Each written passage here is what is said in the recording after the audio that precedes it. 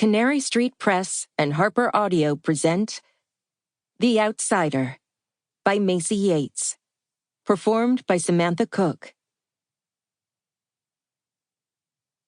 To Michelle, Jill, and Rayanne for the most excellent plotting session that resulted in this book, and to Flo for loving Bix as much as I do.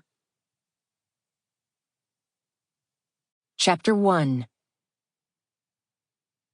Bix Carpenter knew how to do two things well: survive and make moonshine.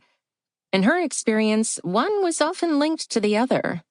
And especially now that she was officially out of the family business, it was good that she had the knowledge to carry on herself. Well, the family business itself had been dissolved when her father had been sent to prison. Her half-siblings, younger and older, were either strangers to her or didn't want anything to do with her.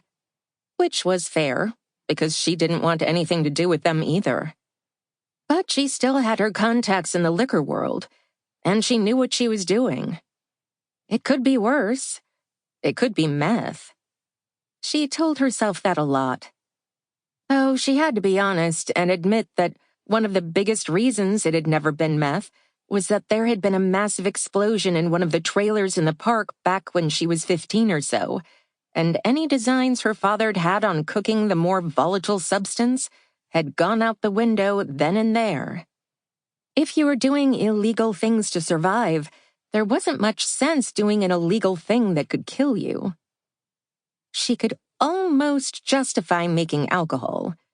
Her father had passed on so many opinions on the Oregon Liquor License Commission and the racket they were running that she could nearly make a case for the actions being benevolent. But mostly, she didn't care. The truth was, life had beaten any desire to be benevolent right out of her.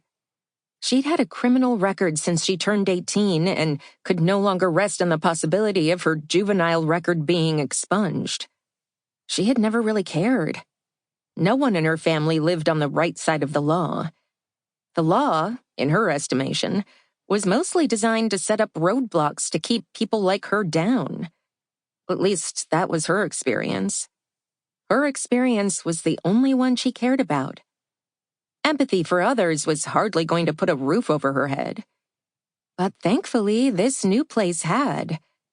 The spring in the area had come highly recommended to her by some other moonshiners who her dad had known back in the day, and they'd made alcohol here years back that they'd claimed was the best around.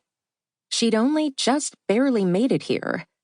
Her van's starter was shot, and she needed to earn money to get her going again. She was all right if she could get a jump. Sometimes.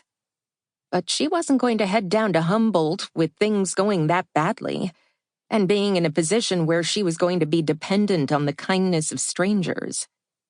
For two reasons.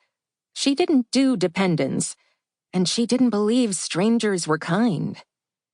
So she'd taken the van over here, pulled it into an alcove along the highway and as deep into the woods as she could, concealed behind some trees. Then she'd decided to set up her still. The spring was further into the woods, and while she could sleep in her van, it wasn't convenient, and it was nearer to the road than she liked. She'd been slowly scoping the property out for the last 5 days, and it seemed to her that it was unusual for anybody to come to this end. She wasn't entirely sure where things began and where they ended, but as far as she could suss out, this was a massive ranching spread, with more outbuildings than she could count. And it definitely had more outbuildings than anybody went into with regularity.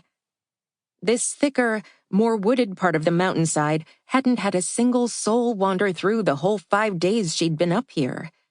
She'd moved into the cabin, which gave her a little break from the van and got her farther off the road, with her knapsack and her supplies, and hadn't been bothered at all.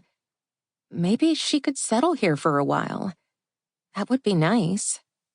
She'd been running for so long. Thankfully, she didn't have any warrants, presently. Though the one thing about prison was at least you had a place to sleep. And food. Not that any of her stays had been extensive. She was Sample complete. Ready to continue?